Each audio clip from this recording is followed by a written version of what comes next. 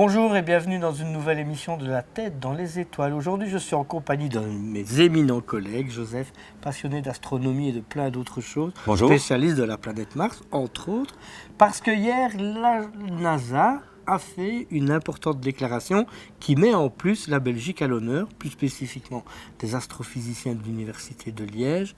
Joseph, peux-tu nous dire un peu plus sur cette fameuse découverte annoncée hier? Donc, le responsable de l'Université de Liège, c'est Michael Gillon. Et effectivement, il a annoncé une grande première. Il a annoncé, en fait, la découverte de 7 merveilles, les 7 merveilles de TRAPPIST 1. TRAPPIST 1, c'est une étoile, une petite étoile, une étoile naine, qui est environ 9 fois moins importante, moins grande que le Soleil. Et cette étoile, donc c'est une naine rouge, émet pas tellement de lumière, puisqu'elle est plus petite, se trouve à environ 40 années-lumière de la Terre. Ça veut dire que c'est vraiment très loin ou pas? C'est très loin à notre échelle. C'est pas à l'échelle d'une étoile, ça reste raisonnable. Il y en a qui sont à des milliers d'années-lumière, mais ça reste pour nous, en termes de distance, très important. Il nous faudrait 40 ans à la vitesse de la lumière pour nous y rendre, ce qui est vraiment... et déjà, la vitesse de la lumière, on ne sait pas l'atteindre. Donc, vous imaginez le nombre d'années qu'il faudrait pour y aller. Mais elle est dans notre galaxie? Elle est dans notre galaxie, la Voie lactée. Effectivement, dans la constellation Aquarius, ou autrement dit, dans la constellation du Verseau. Voilà, Formidable. du Verseau. Alors, c'est pas tout. Il y a aussi des exoplanètes qui tourneraient autour. Tout à fait. Donc, en fait, une planète, c'est un corps qui est en orbite autour du Soleil. Et une exoplanète, c'est un objet qui se trouve en orbite autour d'une autre étoile.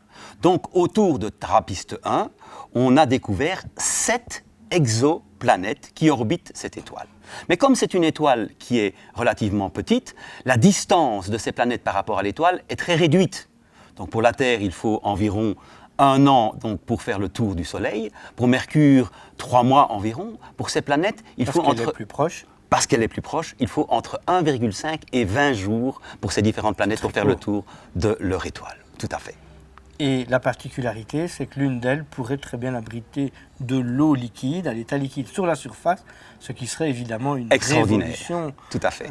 Scientifique extraordinaire. Donc il faut rappeler que Michael Gillon et son équipe avaient trouvé 3 exoplanètes l'année dernière, que grâce au télescope Spitzer de la NASA, ils ont maintenant pu détecter 4 autres exoplanètes, et effectivement, 3 de ces exoplanètes se trouvent en zone habitable, donc où l'eau liquide est possible, et comme tu viens justement de le déclarer, on est pratiquement sûr que l'eau est possible, il serait possible de trouver de l'eau sur une de ces planètes. Ça dépend d'autres facteurs également. Ils étudiaient cette étoile depuis longtemps, pourquoi spécifiquement celle-là et pas une autre pour y découvrir ces exoplanètes? Elle présente un intérêt extraordinaire, parce que généralement, lorsqu'on cherche des planètes autour d'autres étoiles, les étoiles sont fort brillantes, une étoile comme le Soleil est fort brillante. Ici, elle brille moins fort, donc c'est plus facile de détecter des objets et en tout cas de pouvoir analyser. Le but est d'envoyer le télescope James Webb dans le futur, et grâce à ce télescope et à sa puissance, on va pouvoir observer l'atmosphère.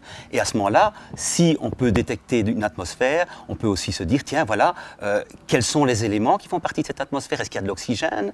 Et éventuellement, à ce moment-là, émettre des hypothèses plus fondées sur l'existence ou pas, parce que c'est là que l'on va en venir de la vie sur ces exoplanètes, en tout cas sur une d'entre elles. Je suis toujours épaté de voir à quel point l'espace est tout à fait passionnant. Qu'en pensez-vous? À bientôt pour une prochaine émission de La Tête dans les étoiles. Merci Joseph. Bientôt, merci, bonne continuation.